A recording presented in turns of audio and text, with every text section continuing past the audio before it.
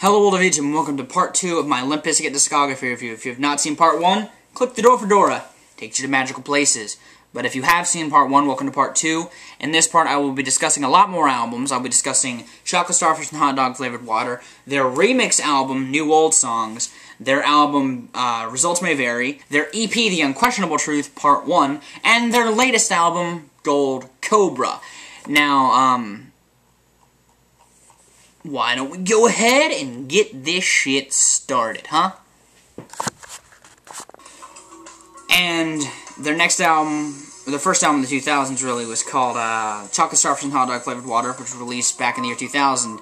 And on this album, they lose a lot of that aggression. The guitar seems a lot more mellowed out, a lot more spacey. Really, the songs I could think of that really jump out of my mind where there's a lot of excessive crunchy chords, as I'm going to call them, are on like Hot Dog, Rollin', obviously, Full Nelson, and I think that's about it. I think Wes was trying to get more clean. The whole band, I think, was trying to get more clean sound-wise and try to find a way to set themselves apart from new metal bands that were coming out, because this is in the middle of the new metal explosion that happened in the in the late 90s. And early 2000s, and they have their token hip-hop song, but they have two of them, because they have a remix of Rollin' on here, along with the song Get Your Groove On with Exhibit, which out of all the hip-hop songs is the second weakest. It's just because there's no Wu-Tang flavor, and I love the Wu-Tang flavor that they cook up. You can't tell them, actually, I really love Wu-Tang Clan, but this is probably their most popular album. I mean, it has Rollin' on it. Like I said, Rollin' was a huge song for them, as basic as it is. My favorite song on here is actually Boiler, because this, out of all of their soft songs, their ballady moments, this is my favorite. It's this long, drawn-out song that just sounds really good as a whole. And I think that, aside from the basic songs like Hot Dog and Rollin', and kind of My Way, which just seem very simplistic, Boiler, songs like It'll Be Okay and Boiler as ballads really set themselves above the rest of their ballads. Definitely my favorite Limp Bizkit song, Boiler. And you just have this variety of new metal with this album. And this is probably the most natural transition you're gonna get out of this band. A lot of great progression throughout the album, again, within the genre, but, I mean, you're going to have a lot of people say this is their favorite, and there's a reason why. This album sounds fantastic. The instrumentation is great, the guitar riffs are really, the crunchy guitar riffs are really memorable, and, it's just a great Limp Bizkit album. Like I said, favorite song is Boiler. And the next thing they released was actually a remix album called New Old Songs, which was released back in 2001. And I'm going to compare this to the Ring-A-Nimation album, which was done by Linkin Park, which I've reviewed them. This is actually the last release to feature Wes Borland, first off, for a while. And, really, the heaviest mix on here, which is the biggest contrast from the Linkin Park album, because that focuses on both their hip-hop and their metal, mostly hip-hop. But, the Counterfeit one, is the heaviest mix, and it's still very hip-hop. It's a very, very hip-hop-oriented release, which I'm not hating, I like hip-hop. One of my favorite rappers is actually on this, E40. People want to hate E40. I'm a huge fan of E40. I like his style. I like his flow. But I'm here to not talk about E40. The album itself, interesting. Because you have producers like Timbaland and P. Diddy working on this, and you have DJ Lethal remixing a few tracks, and he's in the band.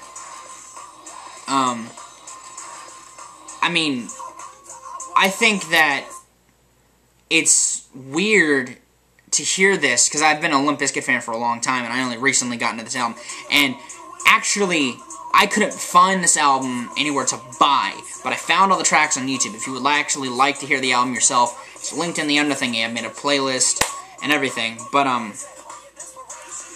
it's interesting to hear them reinterpreted, to hear their sounds done in this way with these producers' styles. You can definitely pick out. Like, you can tell Timbaland did the songs he did, and that, you know, the Neptunes did the songs they did and stuff. I mean, on the Neptune songs, you have Pharrell, you know, talking in it, and it's really interesting. My favorite remix is actually probably the rearranged one, which has Bubba Sparxxx on it, which I've never really actually gotten into Bubba Sparxxx, but I dig it. It's cool to hear, like I said, it's cool to hear this band done with beats like this. The beats are all fairly solid, and I mean, there's a lot of, you know, iffy points, like the Crushed remixes, but overall, the songs that really are awesome stand out very well, and I really recommend you check out the album, because you can down there. Anyway, favorite remix, the rearranged remix by Timbaland with Bubba Sparxxx, and yeah, let's keep this train rolling. And the next album they released was called Results May Vary, which was released back in 2003, and this is a lot of people's least favorite Limp Bizkit album. This album is rated terribly on a lot of places. I think Metacritic, it's like the 3rd worst rated album on there. And that's because it doesn't have Wes Borland. It doesn't have one of the reasons why a lot of people will give Limp Bizkit any sort of positive recognition. Because Wes is actually a very good guitarist. People really, I don't think, give him enough credit he deserves. But they got Mike Smith, who I've never heard anything else of his before. This has a lot of the weaker songs on it. I really only like a few songs. I don't even like the hip-hop song on it. And I like Snoop Dogg, but I do not like Red Light, Green Light. I don't really like the style of it. I don't like the beat. I mean, there's a lot of weak songs on here. Creamer, Radio Is Dead. What's the name of that one? Underneath the Gun is a ballad. It's kind of weak sauce. Build a Bridge and Down Another Day are very forgettable songs. Really, the songs I really dig are Head for the Barricade, Give Me the Mic, Eat You Alive, which is one of my favorite Limp Bizkit songs. I fucking love Eat You Alive. Probably my second favorite Limp Bizkit song. But definitely my favorite out of the aggressive songs. The intro is pretty funny and has a good intro to, like, is a good introduction for the album.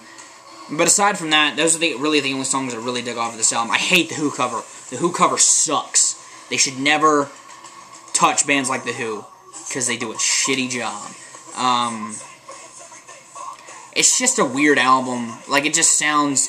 Mike Smith does very generic sounds with his guitar, and it just doesn't hold up to Wes's guitar. And, yeah, it's a lot of forgettable stuff on here that is not really that good. I mean, in comparison to their other music, a lot of people are going to say, well, Bizkit sucks in general, but that's beside the point.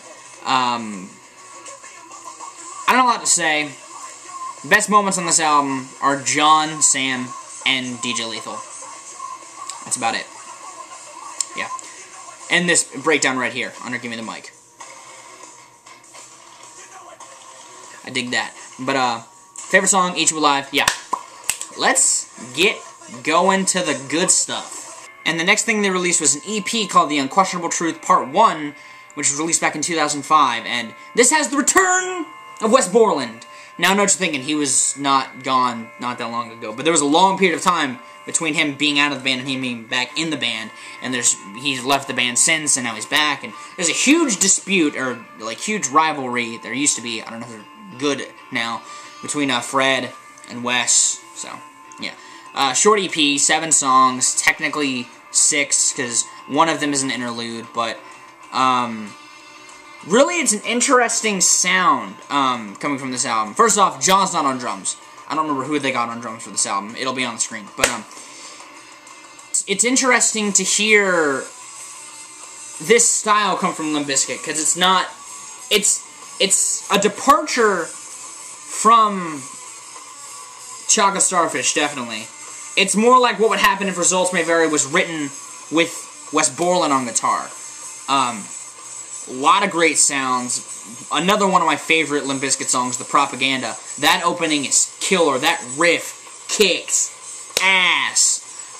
This song, The Truth, great song. You have a lot of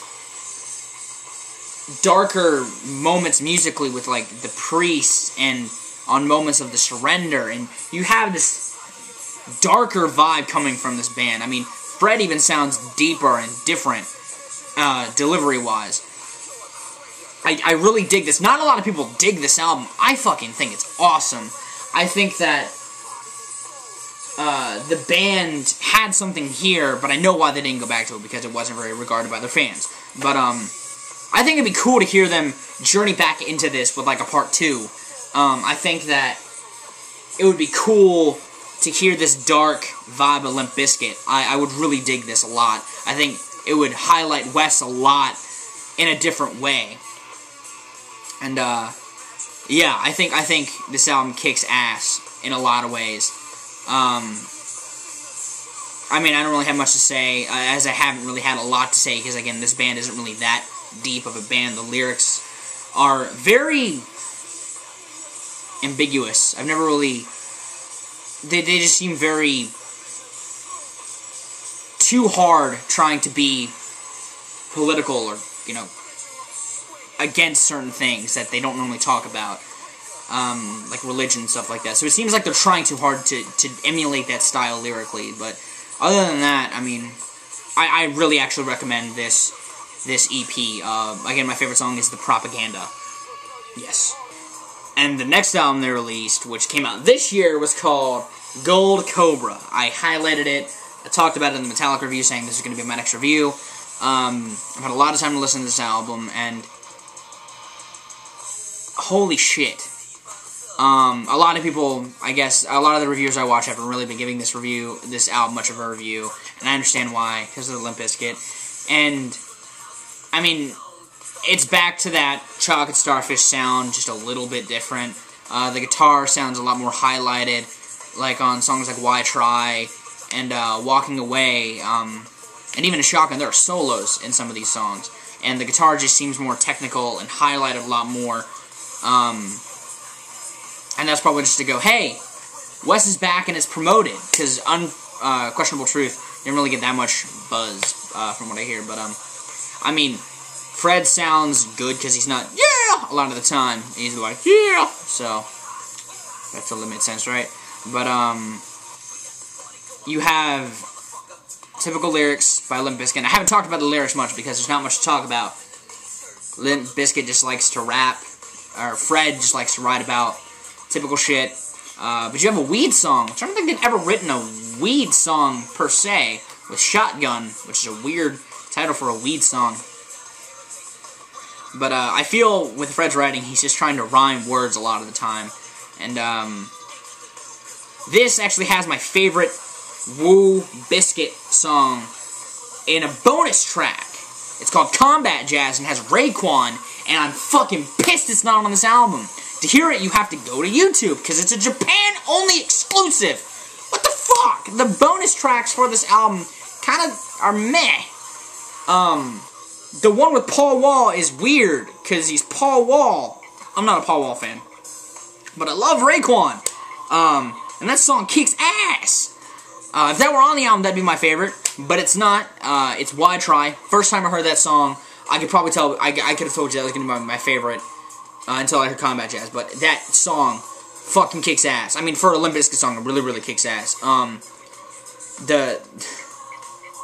The weirdest song, this song has some weird points on it, though. Like, I've given it a lot of praise so far, but it has some weird moments, like Loser being this really weird ballad, auto-tunage being auto-tuned in a funny way. That's a parody song, and it sounds funny.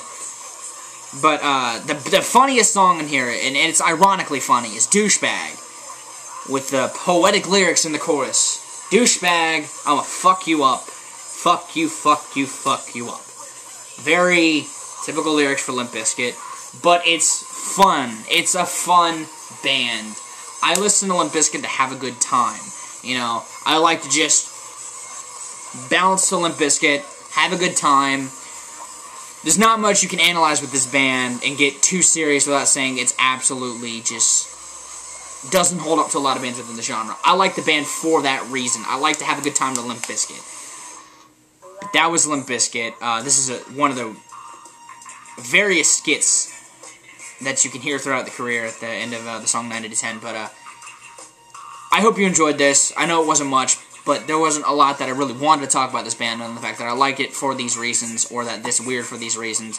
Hopefully you enjoyed this. I'm planning on filming another review within the next, either tonight or next few days, so I'm planning on it. I'm not saying I will, I'm just planning on it. But I'm back again reviewing. It's not really a return, it's just me making another review eventually, and I do love you guys for being understandable, or for understanding why I don't post these as often as I do. You guys don't ask me all the time, why aren't I doing reviews? Because you know I'm trying to work on it. I just don't put them out as frequently as I'd like to, or as I do. But I want to say, love you guys for that. And I love you guys for posting my videos. I've seen that people have been posting my videos on forums, or at least on the Something Awful forums. Thank you to whoever's doing that. You are awesome. You are a fantastic human being, and I would give you a hug if I knew you. Or if you were in my general vicinity and I knew you weren't going to kill me. But you guys, world of YouTube, have good days, life situations. I'll see you another day. First off, Beastie Boys shirt, kicks ass. Love me some Beasties. But yeah, that's a review for another day, another life and a situation, which you should have good ones, like I said, and I'll see you guys another day.